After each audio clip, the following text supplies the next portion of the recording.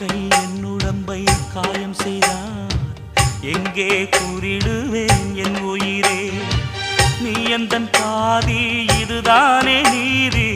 உனை விட்டு போக முடியாதம்மா, மறைந்தாலும் நான் மறு ஜென்மமே என்றும் தேடி வரும் சொந்தம் இது கண்மணி. அதை தள்ளிவிட நியாயம் என்ன கண்மணி. இது நீ இருக்கும், இது நீ இருக்கும் நெஞ்சமடி கண்மணி. இன்று யாரடிச்சு விம்முதடி கண்மணி. ஒரு வீடு கட்டி வச்சிருந்தேன் கண்மணி, அது வெட்ட வெளியாச்சுதடி கண்மணி.